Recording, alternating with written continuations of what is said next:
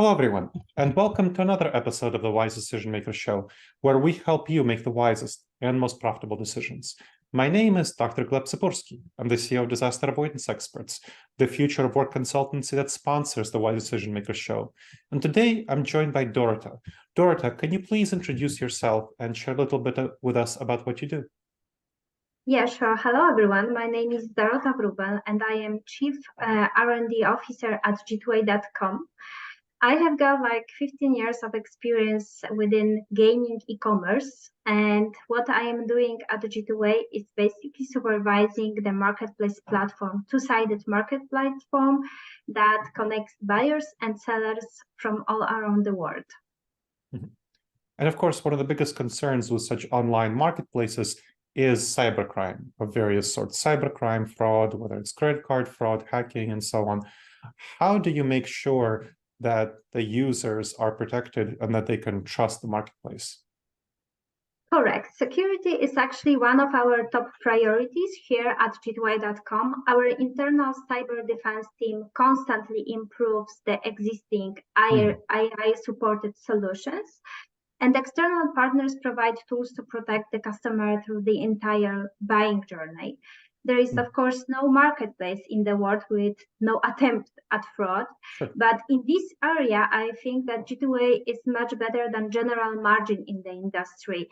We are talking about 0.39% compared to about 3.6% globally. Seems that it's like 10 times lower than industry, right? And that's obvious that we are constantly developing anti-fraud solutions using both internal team and external partners.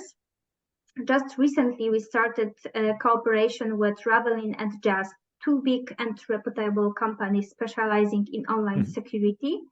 We also care about the buyer side, let's say, in order to start selling on G2A.com, all sellers need to be registered, business registered, and pass the business verification process to ensure that buyers feel safe that he is purchasing a digital offer delivered instantly, let's say, from a fully verified seller. And I must assume that this, let's say, business verification is much longer and careful process of checking than in other marketplaces. And the person who wants to sell on marketplace is running really, a complex process before start trading. And once everything is checked, let's say, and it consists of over 100 points requiring verification, the seller is allowed to trade. And our effort in this area specifically have been rewarded for example, by CNP Award in 2021, when G2A won Merchant Team of the Year category for using innovative techniques to overcome challenges with fraud. And what we also observed that after pandemics, people who are not, let's say, early adopters of internet solutions, etc., are started their journey online, and they are much more vulnerable for the frauds in internet. So we prepared also an education campaign for those users in order to, prevent from those challenges that are occurring when you are starting your journey online. Okay, well, it's good that you're protecting the newbies, so to speak. Now, I know that a number of marketplaces are challenged by the rise of generative AI and fraud associated with that, with the specific spear phishing and so on, that is made available by generative AI. What are you specifically doing around that issue that is definitely coming up and that's a lot of people are worried about? Actually, many things. We are also looking at every evidence sent by seller or buyer in order to see if it is really legitimate thing. And sometimes we even share the knowledge and our experience with others within the security space by how we are, let's say, attempted by fraudsters. and how to avoid to not be, caught on specific situations.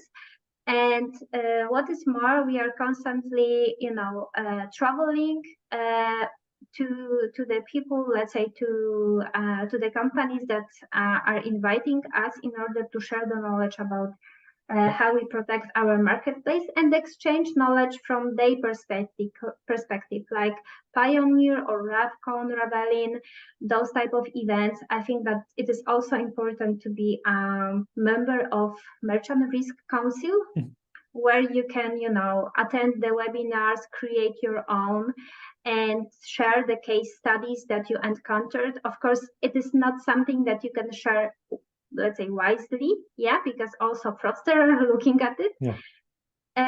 And I think that it is also important to monitor what is happening within dark web, let's say, to see if there are patterns that are, trying to harm your platform or one of your actors, like or buyer side or on seller side, and to see if it is true, if it is doable. And in the end, it's also good, to make a pen tests on your platform. So, those are attacks that are tried to find out something that maybe we missed, and that we are paying, let's say, hackers to do so. Okay, so it's good that you're doing that. So more broadly on the generative AI, how is that impacting other areas of your business? How is generative AI impacting what you are doing? They are actually impacting few areas, like, of course, those that are repeatable ones, like patterns within the customer support. If we have got the same questions, then we are using AI to reply. When it comes to creative part, let's say, of the display ads, stuff like that is also backed by AI generative. But still, I am of the opinion that the best results are when we are combining technology with the human touch, and not relying only on AIs. Because in terms of frauds, also the models are quite good, but it is good also to monitor that by humans in order to see if there is like something that is, let's say, not normal, or it's a difficult, let's say, thing that AI couldn't prevent or couldn't even think about it because it's outside the model. Now, I want to ask more about what kind of content you're providing. So video games, of course, is what you're focusing on, but tell me a little bit more about the spread of various products that you are providing and why you're choosing to try to enter the US marketplace a little bit more than you were before. Yeah, of course, the US market is for us the number one. And in terms of the numbers of orders, the US is responsible for more than 30% of all global orders made each month. Gaming, of course, is responsible for almost 78% of US market share, and non-gaming categories like TV subscriptions, gift cards, accounts for nearly 22%. And let's say that the US market has grown on G2A by 25% year over year, which is quite a good number, and we are very proud of that. We will be, let's say, continuing our investments in that market. And main beneficiary of our biggest campaign in 2022, from our diversity campaign, like 200 million impressions, and plus 77% in growth on our brand searches in only US, which is great result. And but of course we have also a tough competition there. And I will just mention two names like Amazon and GameStop. And this is, let's say, important to highlight that we are constantly building our position there, right? And when we think of the US, where our core clients resides, and even bigger acquisition costs than for other markets, like European ones, for example, it's still the key, as this is where we believe and already see, in the results, that the consumer is ready to go all digital. That makes sense. Now, what do you think is going to be in the next several years the future of this digital marketplaces? What kind of developments do you see, both in terms of consumer behavior and in technological developments? So I think that a further increase of the range of the offerings on the marketplaces, this will happen. No longer just focused on games and software, let's say, but also offering any kind of gift cards from different industries like food, transportation, shopping, clothing, beauty, subscriptions, and in general non-gaming digital content like online education courses, etc. We will keep an eye also for having a balance between mainstream creators and the smaller ones caring for some specific niche or minority. And as we saw this year, we would like to invest in diversity. G2A is leading the movement to diversify the executive level in terms of gender representation. We had the first edition of our diversity campaign, planning the next one. Nice. Our executive team is 50-50, women and men. In gaming industry, it's quite outstanding. Yeah, I can imagine. And in terms of the vision of our let's say employees, 40% are women right now, and we are aiming to achieve 50% in 5 years' time. But in terms of security, I think that it's important to develop this part, and it is the biggest threat in terms of online business, especially for places that delivery is instantly, like in 3 minutes. So you've got really short time to recheck everything. It's not like with the physical delivery.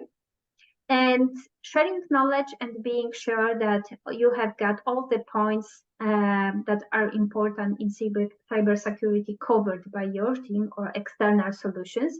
Always looking at the new external solutions and making A/B test if it is fitting for your business or not. This is something that I really think is crucial because technology is developing so fast that it is good to test and to see if it is working right now for you or maybe not, and how to improve, right?